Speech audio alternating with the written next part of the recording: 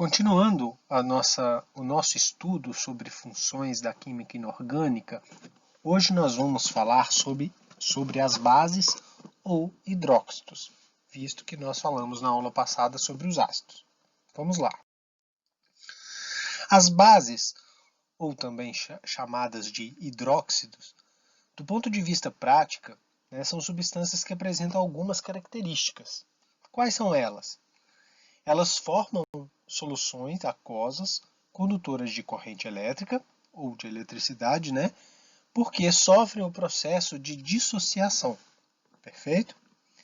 Além disso, nós vimos que os ácidos modificavam a cor de indicadores ácido-base, certo? Dessa forma, as bases elas conseguem fazer voltar a cor primitiva, os indicadores, caso essa cor tenha sido alterada por um ácido. Então, se a cor foi alterada por um ácido, e ao adicionar uma base nesse indicador ácido-base, ele vai restabelecer a sua cor primitiva, a sua cor inicial. Beleza? As bases elas são muito comuns no nosso cotidiano, como, por exemplo, em vários produtos de limpeza, são usados na própria cozinha, em nossas residências, certo? O hidróxido de sódio, NaOH, ele está relacionado aí presente na própria soda cáustica, que algumas pessoas utilizam até para desentupir as pias, para atacar aquela incrustação que acontece na tubulação de uma pia. O hidróxido de amônio, encontrado no amoníaco. O leite de magnésia, que na verdade é uma solução, é um preparado de hidróxido de magnésio, MgOH2, e muitas vezes é utilizado em medicamentos que combatem a azia, a acidez estomacal. Além disso, as bases elas são muito utilizadas em indústrias, principalmente na indústria química, e ela é empregada ainda, quando eu penso até no hidróxido de sódio, lá da soda cáustica, ele é empregado na produção de sabão, detergente, tecidos. Então tem uma ampla utilização, tá?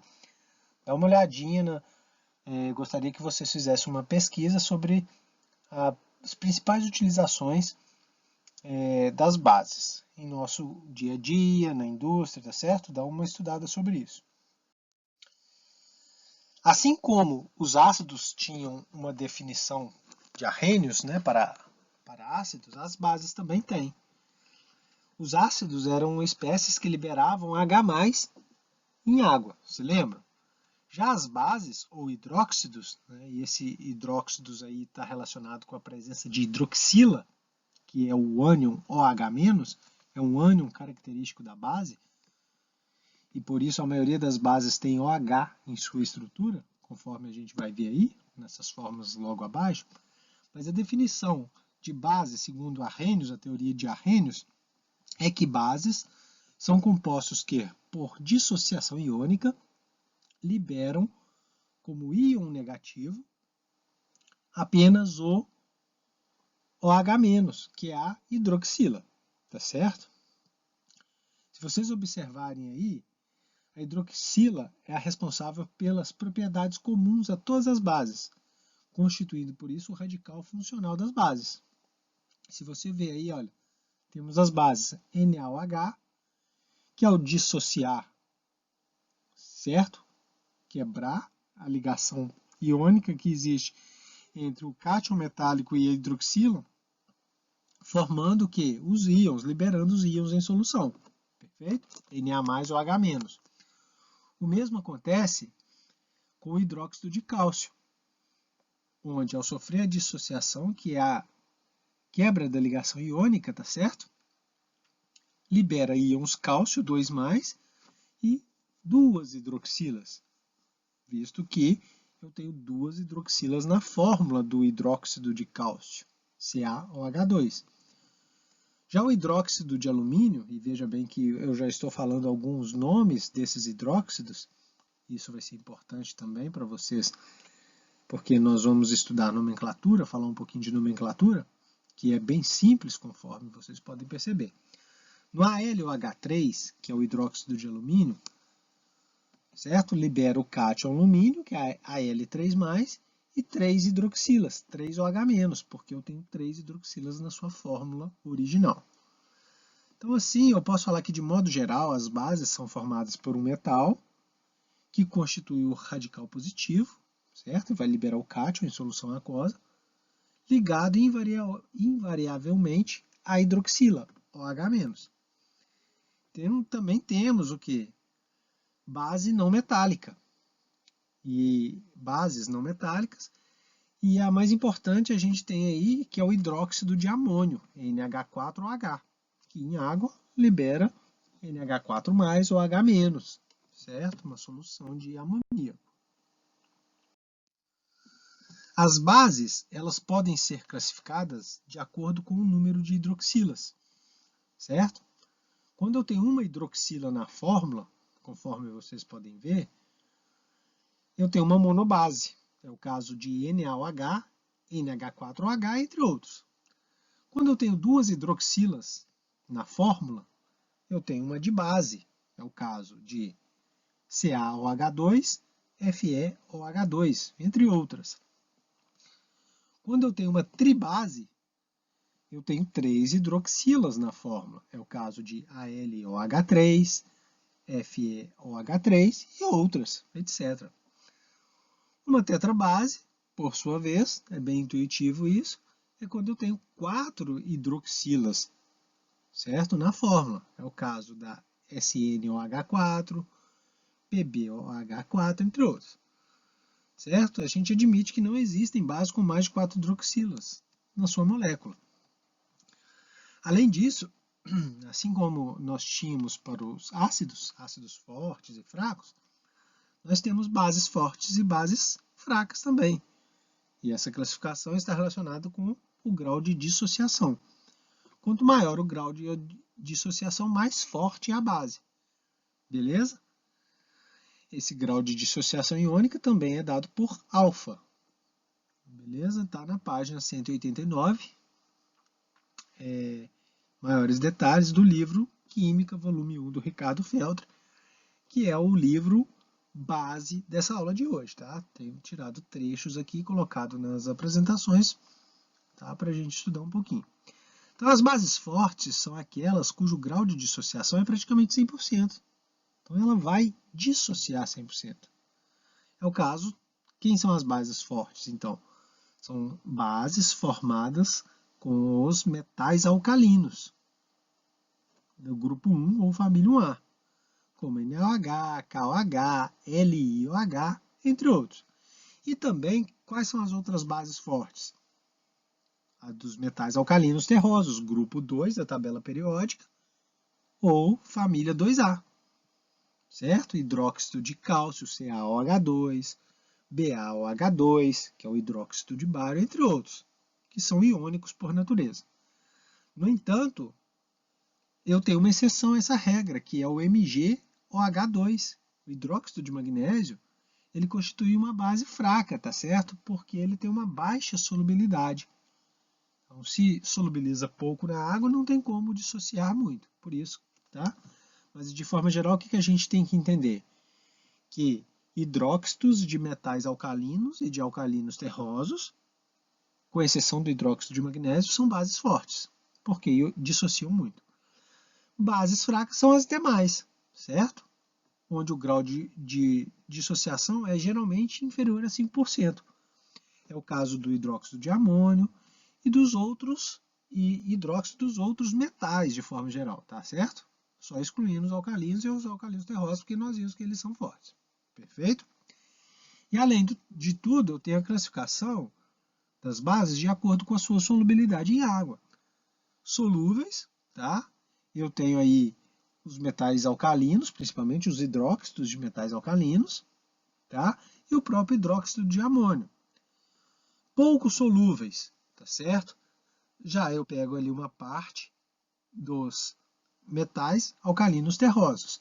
E praticamente insolúveis são todos os demais. Todos os demais, tá? Todos os demais hidróxidos formados com os outros metais. Aqueles metais que estão lá no meio da tabela periódica, como ferro, certo? Alumínio, cobre, todos os hidróxidos desses metais aí são basicamente insolúveis, têm baixa solubilidade em água. Qual que é a fórmula da base, de uma base? A base é sempre formada por um radical positivo, que é um cátion metálico, né, referente ao metal, ou o próprio NH4+, que é o íon amônio, certo? E esses radicais positivos estão invariavelmente ligados a hidroxilas. Aí a gente tem aí, olha, Na+, OH-, forma NaOH. Ca2+, OH-, aí veja bem que tem esse 2 aí. O que significa esse 2? Olha, para formar uma base de carga zero, a carga do ânion hidroxila tem que anular a carga do cátion, perfeito? Então, se o cátion tem uma carga positiva, como é o caso do sódio, basta uma hidroxila para anular a carga dele. Se o cátion tem duas cargas positivas, como é o caso do cálcio, cálcio 2+, eu preciso de duas hidroxilas, porque cada uma tem uma carga negativa. Então, a fórmula é CaOH2. No caso do alumínio, Al3+. Por que a carga do alumínio é Al3+? Nós já comentamos sobre isso. É porque o alumínio está no grupo 13, ou família 3A da tabela periódica, ele tem 3 elétrons na sua camada de valência. Então, para atingir aquela regra do octeto, é muito mais fácil ele perder 3 do que ganhar 5. Então, se ele perde 3, fica com 3 cargas positivas, 3+.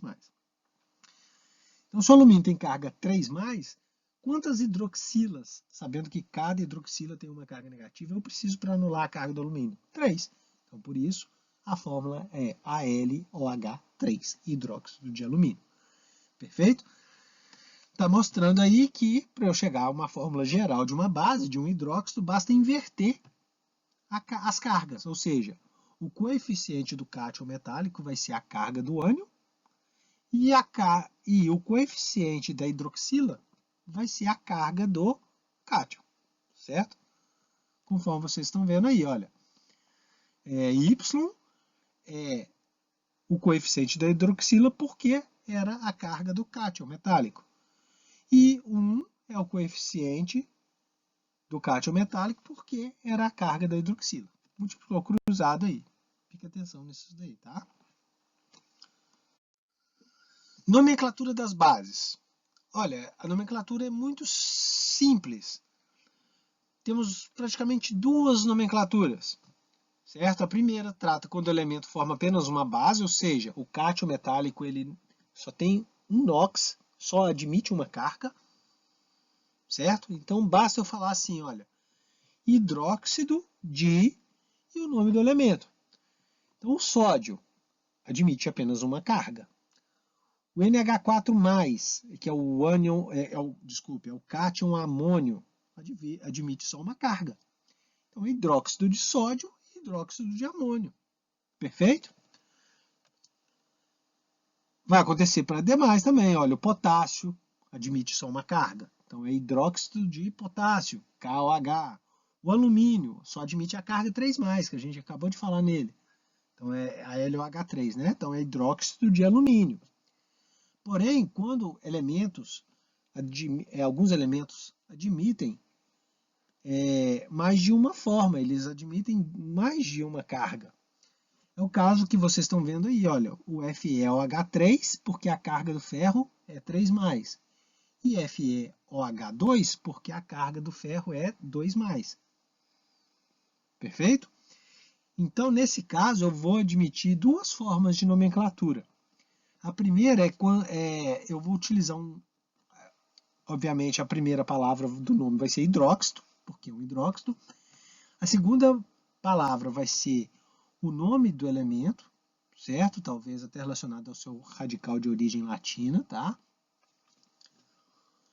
E a terminação, o sufixo ico, se for o maior NOx, e o sufixo oso, se for o menor NOx.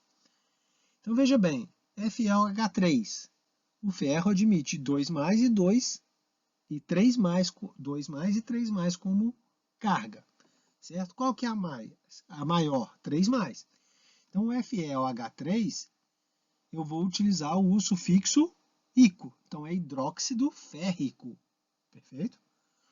FeOH2, eu estou trabalhando com o NOx 2+, que é o menor. Então, hidróxido ferroso. Olha lá, terminação.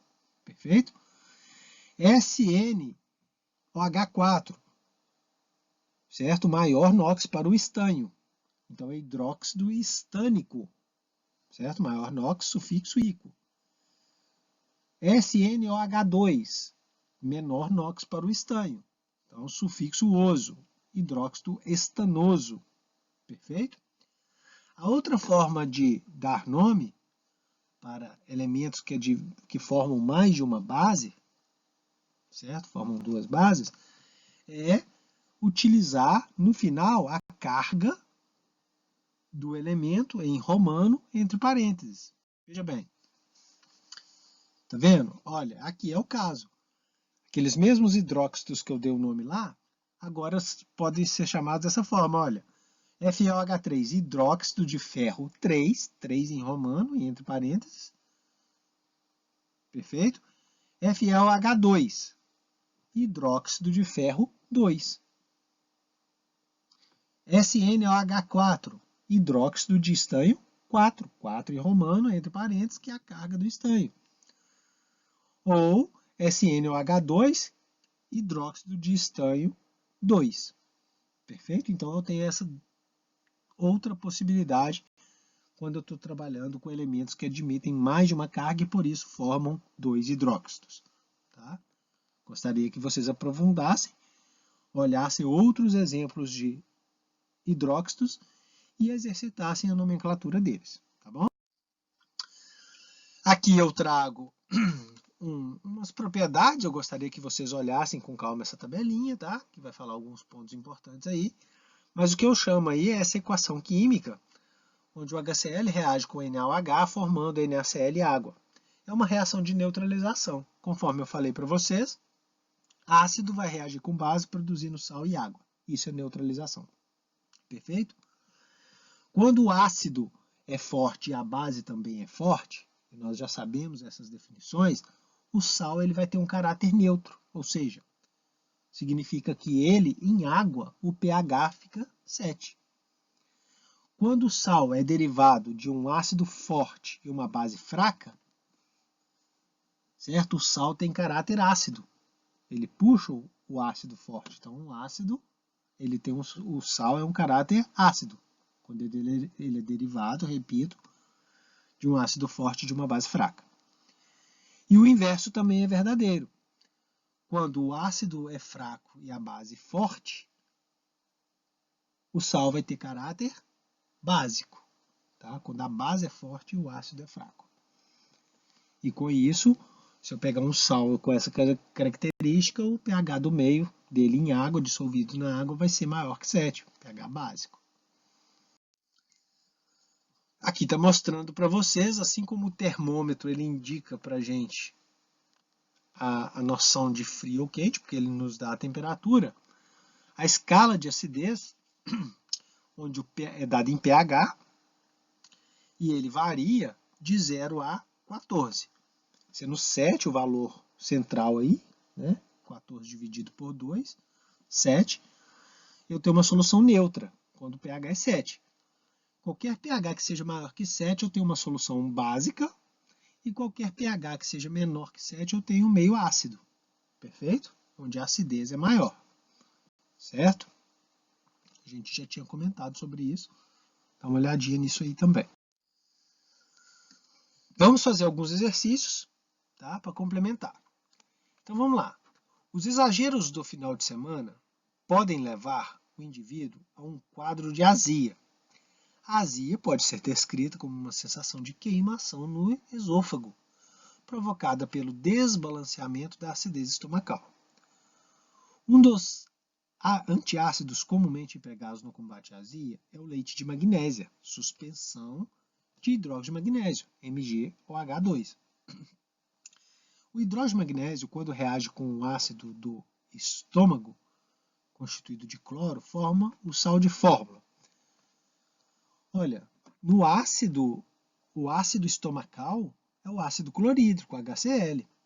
Então veja bem, olha, MgOH2 libera Mg2+, e OH-, cátion e o ânion, certo? Tranquilo. E o HCl libera H+, nessa solução, né? Lá dentro vai formar uma solução. E o HCl vai liberar H+, Cl-. O sal, veja bem, eu trocar esses ânions e esses cátions de parceiros é a reação química que vai acontecer. Então o H+, ele interage com a hidroxila, certo? Formando água. E o cátion da base vai interagir com o ânion do ácido. Sempre assim, formando sal. Então o sal vai ser Mg2+ interagindo com o Cl-. Veja bem que a carga do cátion Mg2+ tem que ser anulada pela carga do ânion, Cl-. Então veja bem, eu preciso de 2 ânions, 2 Cl-, para conseguir anular a carga do cátion. Certo? Ou basta multiplicar cruzado. Então vai ser MgCl2. Preciso de 2 Cl na fórmula. E então esse 2 ele vai... A carga do cátion virou o coeficiente do ânion. MgCl2. A equação de neutralização devidamente balanceada é essa daqui, onde os coeficientes estequiométricos são os números que aparecem na frente da equação química. Então eu precisei colocar um 2 aí para balancear. Certo? Formando duas águas, 2 HCl's são consumidos. Onde não tem nada, que é na frente do MgOH2 e na frente do MgCl2, quando não tem nada, admite que é o número 1, tá certo? De forma que a equação está balanceada. Significa que houve uma conservação das massas, perfeito? E do número de átomos. Resposta, então, letra C. Nesse outro aqui, o hidróxido de cálcio, CaOH2, ele pode ser neutralizado com ácido sulfúrico, de acordo com a equação química balanceada representada a seguir. Então, nós temos lá 1 mol de ácido sulfúrico, porque eu tenho 1 na frente. Reage com 1 mol de hidróxido de cálcio, produzindo 1 mol de CaSO4, mais 2 mols de água. Perfeito? A respeito das espécies químicas que participam dessa reação de neutralização, verifica-se que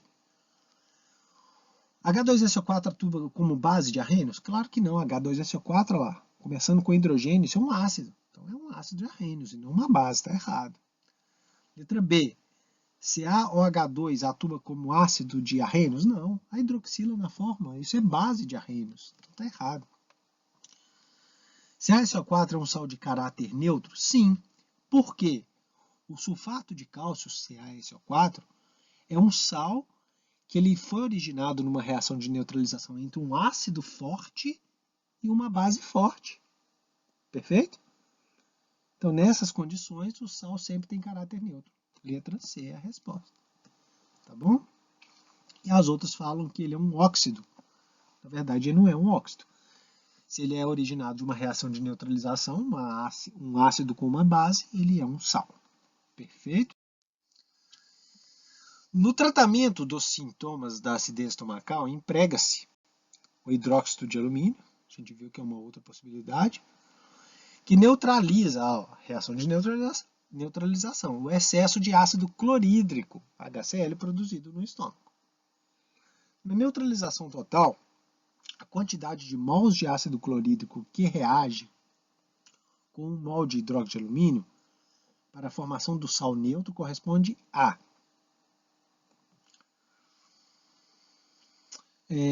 o sal neutro, aí há um pouco de...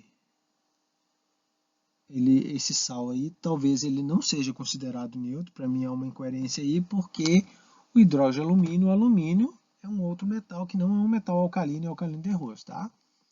Então aí seria um ponto, mas não vai atrapalhar resolver a questão. Olha, a LOH3 libera em água, uma solução aquosa, a L3+, e o H-. Perfeito? Tranquilo. Veja bem que a carga do cátion era o coeficiente lá da hidroxila. O 3 lá, 3+, virou 3+, porque é a carga do cátion. E o HCl, a gente já sabe, libera H+, Cl-. Então a reação vai acontecer, o H+, vai interagir com a hidroxila. Veja bem, o cátion e o ânion, eles vão trocar de parceiros.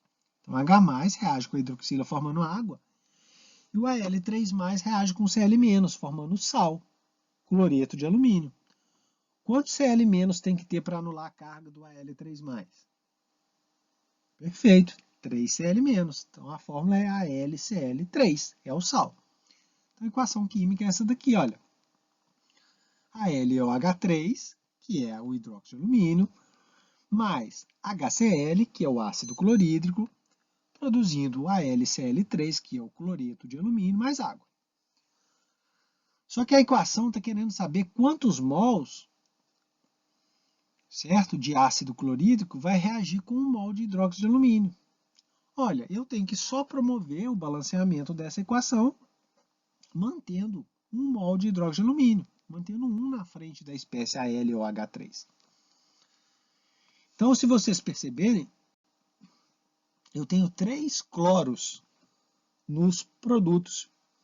Para que eu tenha 3 cloros nos reagentes, basta eu colocar um 3 na frente do HCl. Se eu colocar um 3 na frente do HCl, vai precisar também eu colocar, certo, um 3 na frente da água. Porque o número de hidrogênios no reagente vai ser 6. Então, para eu ter 3 hidrogênios no produto, eu preciso pôr 3 na frente da molécula de água. E a equação balanceada fica assim, olha. Perfeito? Onde esses números que eu coloquei na frente das espécies são os coeficientes estequiométricos, que representam a proporção molar na qual a reação acontece. Então, veja bem, eu quero o número de mols de HCl que reage com 1 mol de hidróxido de alumínio. Então, olha, o 1 já está aí. Esse número, então, procurado é o 3. Precisa de 3 mols de HCl, cada 1 mol de hidróxido de alumínio. Resposta letra B. Perfeito? Esse outro fala o seguinte. Um químico abriu um frasco de ácido clorídrico concentrado perto de um colega que utilizava hidróxido de amônio. Então, provavelmente vai acontecer uma reação química aí. Vamos lá. Depois de algum tempo, verificou que na superfície da bancada havia pequenos pontos brancos. Esse material poderia ser. Olha, então a gente precisa pensar na reação. As substâncias envolvidas é o NH4OH, que libera os íons NH4+, o cátion amônio, e o ânion hidroxila, o H-. E a outra espécie, HCl, que libera H+ e Cl-. Perfeito? Veja bem que a reação, eu vou pegar esses íons aí, vou trocar eles de parceiros. Então, o H+ do ácido vai interagir com o ânion da base, com a hidroxila, formando água. E vai formar um sal também, porque é uma reação de neutralização. O NH4+ vai interagir com o Cl-, formando cloreto de amônio. Então, eu tenho essa equação química aqui, olha. NH4OH mais HCl produzindo NH4Cl, que é o cloreto de amônio, é um sal, que é um precipitado branco. E ele tem caráter ácido. Por que ele tem caráter ácido? Porque ele é derivado de uma base fraca, que é o hidróxido de amônio, e de um ácido forte. Então, ele puxa o caráter forte do ácido. Então, ele tem caráter ácido. Perfeito? A resposta, então, é cloreto de amônio, letra E. Para finalizar, nós temos esse daqui, olha. Sobre os compostos abaixo, indique a afirmativa correta. O composto 3 é um sal, porque em solução aquosa libera o íon H- como único ânion. Não, quem libera o H- como único ânion é uma base, né, gente? Está errado. Letra B. O composto 4, que é o CaCO3, é uma base de arrênios, porque forma um precipitado? Não, a definição de base para arrênios não é nem formar precipitado, é liberar o H-. Então, o CaCO3 não libera o H-. Tá? Então, ele não é uma base de arrênios, está errado. Letra C. Os compostos 1 e 2 são ácidos de arrênios? Pois em solução aquosa libera o H+ como único cátion? Sim. Vocês conseguem perceber que 1 é o ácido sulfúrico, libera H+, e o 2 é o HCl, libera H+ também. Resposta correta, letra C. O composto 2 é um ácido de arrênios, até aí está certo. e não apresenta condutividade elétrica em solução aquosa. Não está errado, porque o ácido clorídrico sofre ionização e, com isso, conduz corrente elétrica em solução aquosa. Ok, pessoal? Muito obrigado pela atenção. Aprofundem nos estudos sobre esse assunto e até a próxima aula.